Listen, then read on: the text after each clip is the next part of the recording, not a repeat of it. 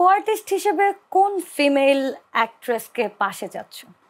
আসলে ওইভাবে নির্দিষ্ট কাউকে চাচ্ছি না। আমার গল্প, আমার ডিরেক্টর, ডিরেক্টর চেয়ে বেশি ম্যাটার করে হচ্ছে গল্প। গল্প আমার কোন অ্যাক্টরস চাচ্ছে। থাকে না একটা ভালো লাগার মুখ যে হ্যাঁ এই মানুষটাকে আমি ছোটবেলা থেকে দেখছি বা বড় হয়েও আমার ভালো লাগে, এরকম কোনো মানুষ কি নেই?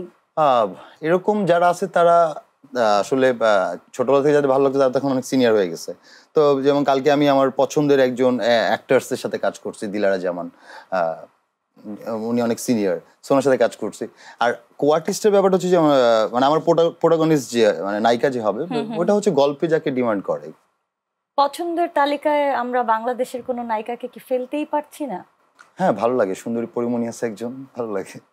হ্যাঁ, নামগুলো বলতে কি একটু মানে যাতে অন্য নায়িকারা মাইন্ড না করে, এজন্য কি এই টেকনিকটা? না না না, একদম ওই টেকনিকটা না। আমি সবসময় একই কথা বলি, কারণ অনেকে বলে না ওই যে পেয়ার করা বা জুটি করা। জুটি ক্রিয়েট হবে কাজে, গল্পে। সো গল্পে যাকে চায়, যাকে লাগবে সেই তো কাজ করবে।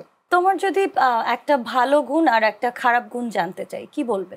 ভালো গুণ আর খারাপ গুণ, ভালো গুণ তো আমি খুঁজে পাই না। খারাপ গুণ হচ্ছে যে আমি অনেক অলস। অলস? আমি অনেক অলস, হ্যাঁ। তাহলে তো আর একটা প্রশ্ন করতেই হয়, এরকম কি কখনো করেছো যে মিথ্যা কথা বলেছো, শুটিং এ যেতে দেরি করেছো? না, ওইটা মিথ্যে কথা বলি না, কিন্তু আমি এমন হয়েছে যে টানা একদিন যখন শুটিং করতাম তো অনেক টায়ার্ড হয়ে যেতাম, রাতে দেরি করে ঘুমাতাম, সকালে তাড়াতাড়ি উঠতে হতো। তো এমন হয়েছে যে আমি অ্যালার্ম দিছি 2টা ফোনে, তারপর আমি ঘুম থেকে উঠতে পারি নাই। তো গাড়ি এসে 2-3 ঘন্টা বসে আছে। তো আমি যে সবাই সরি টরি বললাম যে আম সরি, আম লেট। আমি কখনো লেট করি না। আমি চাই যে টাইম মতো পৌঁছায় যে, বা 5 মিনিট অ্যাটলিস্ট আগে যা পৌঁছাবো। তো একদিন এমন লেট হয়ে গেছিল।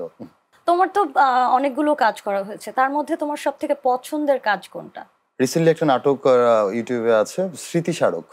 ওটা অত ভিউজ হয়নি বা অত মানুষ দেখেনি, কিন্তু আমার পছন্দের, একান্তই পছন্দের একটা কাজ। আগের 90s এর যে নাটকগুলো ছিল অফকোর্স দেখেছো, আর এখন যে নাটকগুলো হচ্ছে তোমার কাছে কি মনে হয়, মানে পার্থক্য, ভালো লাগা বা খারাপ লাগা? সময়ের উপর ডিপেন্ড করে অবশ্যই। কাজের কোয়ালিটিটা কি মনে হয় ডেভেলপ করেছে নাকি ফল করেছে? কিছু কিছু কাজ ফল্ট করেছে, আর যারা ভালো কাজ করতে চায় বা ভালো কাজ করে তারা ভালো কাজই করতেছে। তো অভিনয়ের জগতে যখন আসলে তখন কি মনে হয়েছে যে তোমার কি নিজেকে আরো ডেভেলপ করা প্রয়োজন, নাকি তুমি অলরেডি আমাদের এই প্ল্যাটফর্মে বিলং করার জন্য ওকে? আমি মানে আমাকে যদি বলে যে অ্যাজ এ অভিনেতা 10-এ আমাকে কত, মানে আমি নিজেকে দিব, আমি 0 দিব এখনো, কারণ আমি এখনো রেডি না। শূন্যতেই এত ধামাকা, জিরোর ভ্যালু আছে? তোমাকে মানে তোমার এই উত্তরটা এরকমই হয়ে গেল যে জিরো ইজ ভ্যালুয়েবল, কারণ তুমি নিজেকে জিরো দিচ্ছ কিন্তু দর্শক কিন্তু তোমাকে অলরেডি 100% দিয়ে ফেলেছে ভালোবাসা। আমি এটা জানতে চাই না, আমি জানতে চাই আমি জিরোতে আছি।